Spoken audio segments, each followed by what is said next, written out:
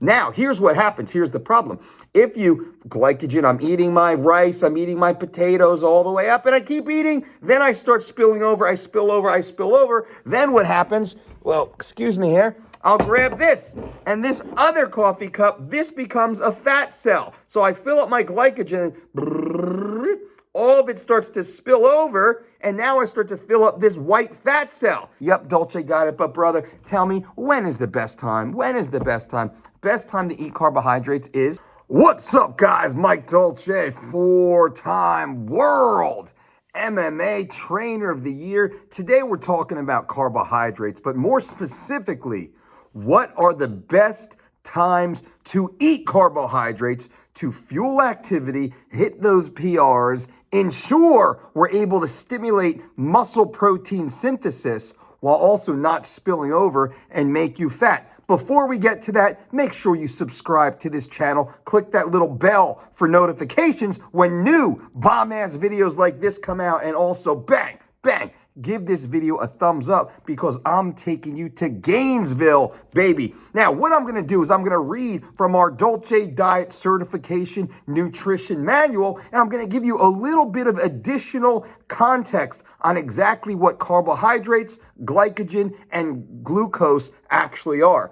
Now, as I kind of scroll down, glucose is the most abundant carbohydrate produced by plants through photosynthesis. Did you know that? Probably not. Most of the carbohydrates we eat are converted to glucose to be used as food. Now, the simplest form of carbohydrates we have in the body is glucose. The principal form of carbohydrate found in the blood is glucose, and glucose is not just the preferred, but the only source of energy for the brain. Lots of science dropped on you today. As we kind of continue on, here we go. Why are carbs so important? Each gram of carbohydrate, again, is 4 calories per gram. Red blood cells rely only on glucose for their energy supply. What? Wait, what? Keto, what? Red blood cells cannot use fat or protein as fuel. Once again, glucose only. Both carbohydrates and fats do supply energy for some daily activities. Glucose is especially important for energy during exercise. Again, Gainesville. During intense exercise, carbohydrate will supply 2/3 or more of the total energy needed. One could say if you are following a ketogenic diet, a low carbohydrate diet, you're operating on approximately 1/3 of your fuel resources. Therefore, you will perform about 1/3 of the level that you should be performing, hence not stimulating muscle protein synthesis. No more Gainesville for you. Sufficient energy intake from carbohydrate prevents production of ketones as an alternate energy source. Lack of carbohydrates in our diets causes our body to seek an alternate source of fuel for the brain. The breakdown of stored fat is a process called ketosis. It is a very inefficient process. Glucagon is another hormone secreted by the pancreas. It stimulates the breakdown of glycogen to glucose to make glucose available to the cells of the body. Stimulates gluconeogenesis, the production of new glucose from amino acids or other non-carbohydrate precursors, which means carbohydrates in and of themselves are actually protein sparing, which means if you eat a low carbohydrate diet or, God forbid, a zero carbohydrate diet, your body will then start using the protein, the amino acids that you're consuming from the protein. Right? So you consume protein-based products thinking I'm making gains, I'm getting protein. You have a low carb intake. So what happens? The protein you're consuming is broken down through a process called gluconeogenesis in the liver that actually creates glucose out of those amino acids that should be going to build those muscles. It's not going to happen anymore. You've literally halted the process. The recommended daily allowance for carbohydrate is 130 grams per day just to supply the brain, especially my brain, with glucose. And then we get into sugar consumption a little bit more, diabetes and such. So this is a pretty comprehensive chapter that we have on carbohydrates. We really break everything down and explain it through our Dolce Diet Certification and Nutrition Conference. If you want to become a Dolce Diet certified coach, go to dolcedietshop.com. You can see when our next events will be coming up and so forth. But now I want to tell you about the most important times to consume carbohydrates, right? So we gave you a little bit of context. You understand why carbohydrates are so important. Now remember, when you consume carbohydrates are then converted into glycogen and stored in the muscle and in the liver, making the glycogen readily available as glucose. Glucose is the primary fuel source for working, contracting muscles, for the brain, for red blood cells, and so much more for the human body. The concept of, and I'm not bagging on the keto folks out there, they just didn't know, right? So most of the ketogenic folks, they saw a shiny new object and they jumped on it because it's something new, it's something different. That must mean, oh my goodness, I'm special and finally I'm going to stand out. But no, ketogenic diet's been around for a really fucking long time, over 100 years, easily over 100 years now, that people have been following, and it comes and goes, comes and goes, comes and goes. It never sticks. Why does it never stick? Because it doesn't work. It doesn't work. It doesn't work long-term. Long-term outcomes on the ketogenic diet are zero, right? Especially when we're talking about sustained weight loss, when we're talking about athletic performance, heck, even when we're talking about longevity, the extension of a healthy life, ketogenic diet simply does not work because we are robbing the body of its primary fuel source. We simply cannot push, we cannot work, we cannot think, we cannot express ourselves as active, healthy, athletic humans in the absence of carbohydrate, right? We need that glucose. Once again, remember, glucose is the primary fuel source for the brain, for those working muscles. When we rob the body of glucose, when we dramatically reduce glycogen or reduce carbohydrate, when we reduce that intake, now we have no fuel, we have no gas in the tank. But if we eat too much, and this is the problem, if we eat the wrong kind, processed sugars, if we eat too much surplus, what happens? We spill over. Now, the human body can only hold so many. Picture my Wonder Woman cup right here. This Wonder Woman cup. Now, if I fill this cup up to here, I'm good to go. I have all the coffee I need to get me going so I can finish my activity, bonk, until I run out. Well, maybe I fill it up to here. Again, I really got to drink, which is exercise, train, consume. All this coffee, aka glycogen expressed as glucose, until I'm empty. Now I'm completely carb depleted and we bonk out. We've all heard about the triathletes and whatnot that bonk out. When they run out of stored glycogen, there's none left and they can't transfer over. They can't readily utilize new energy substrates and they bonk out. They have nothing left. If you glycogen, I'm eating my rice, I'm eating my potatoes all the way up and I keep eating, then I start spilling over, I spill over. Then what happens? Well, excuse me here. I'll grab this and this other coffee cup, this becomes a fat cell. So I fill up my glycogen, all of it starts to spill over and now I start to fill up this white fat cell.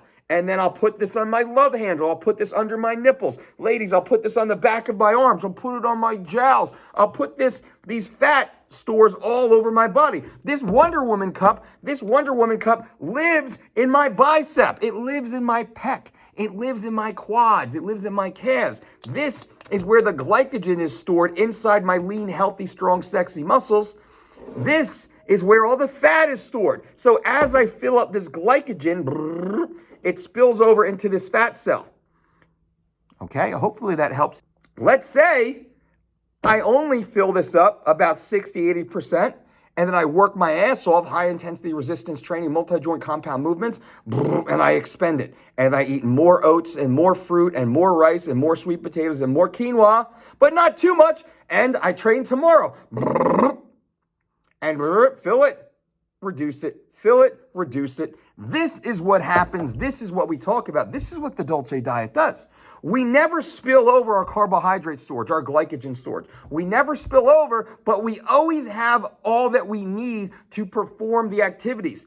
Eat until satisfied, not until full. Eat every 2 to 4 hours based upon activity, right? Dolce diet rule, what is it? Eat earth grow nutrients, eat every 2 to 4 hours based upon activity. Rule number two, motherfuckers, rule number two is we eat based upon activity, based upon activity.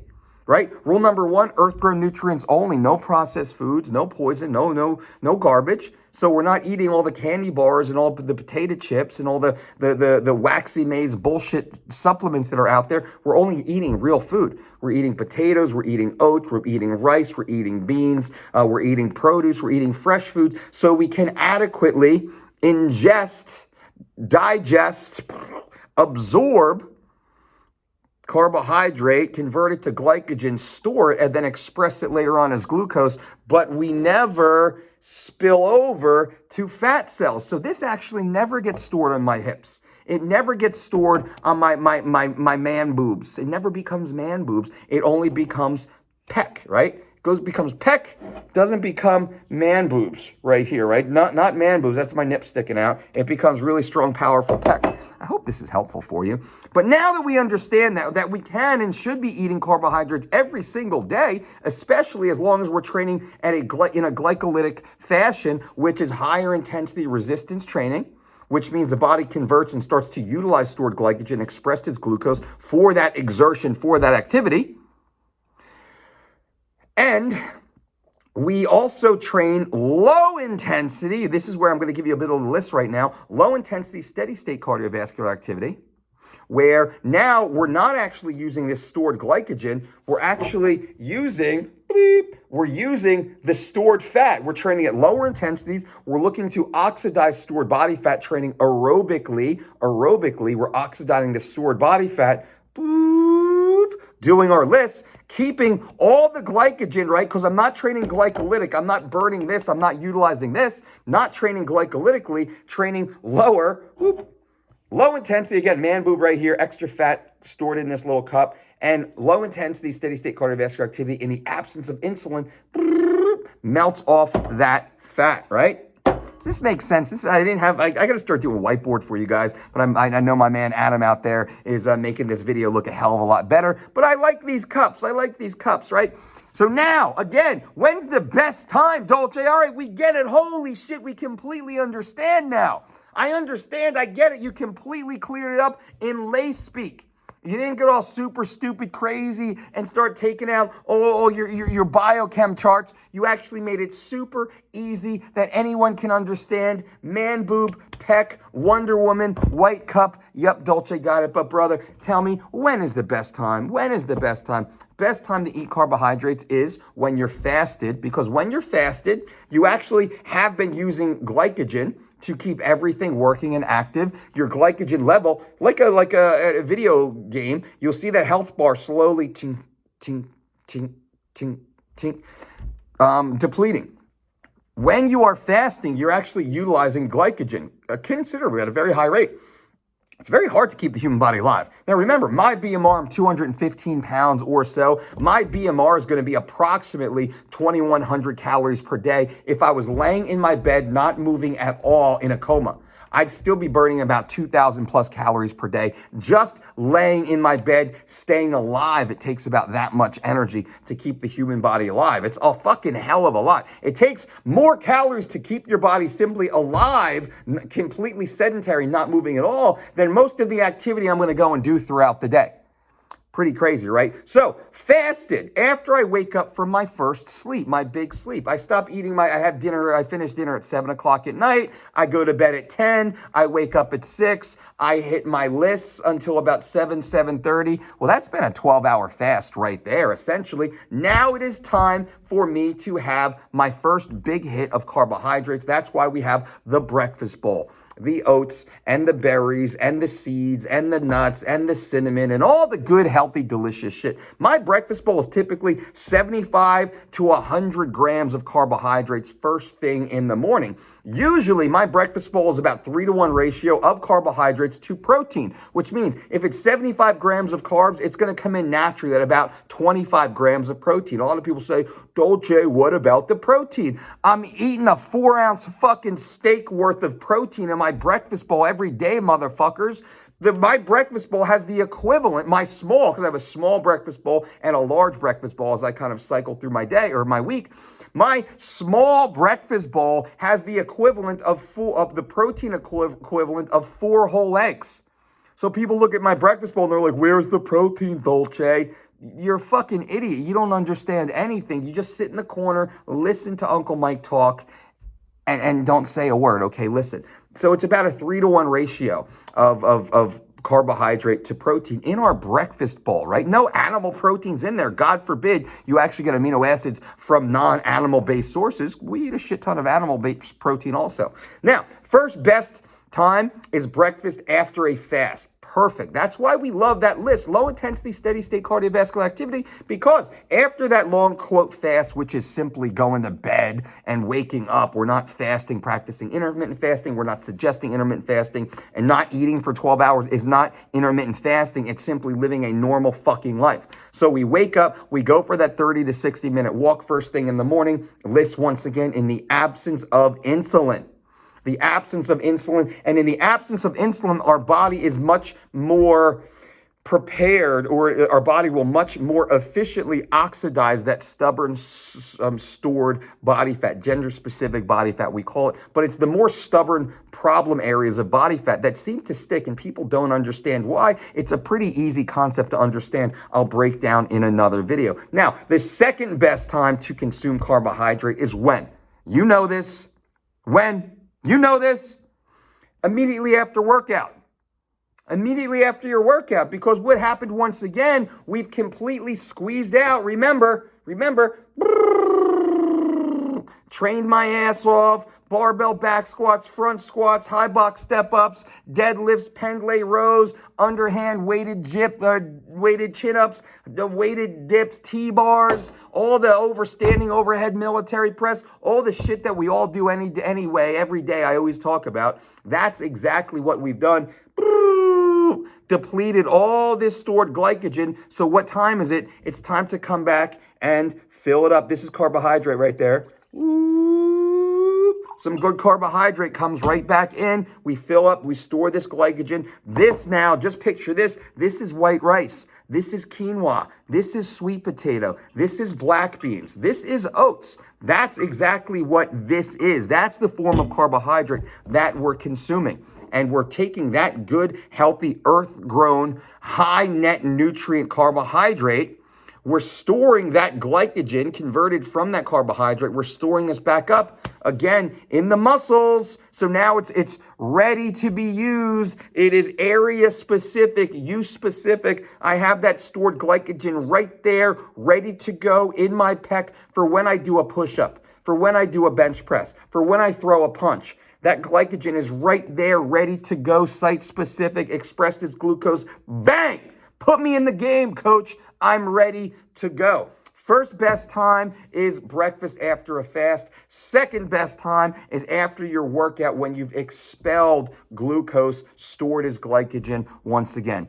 I hope this video is helpful. I hope you absolutely love this video. I hope you go back through our channel and you start looking at all the other amazing videos we have just like this, plus my behind the scenes of MMA series, the real stories of MMA that we're talking about. Many of you, there's a bunch of videos you want to see. Leave comments below. Let me know. Let me know what videos you want to see. What other topics do you want us to cover? Now, we also want to answer your questions live. I want you to shoot me a video, a quick video. You can DM me on Instagram, at the Dolce Diet on Instagram. Shoot me a video. Like, hey, Mike, where do babies come from? Like, hey, Mike, like, how do you shave your pubes? Whatever the question might be. I don't care what the question is.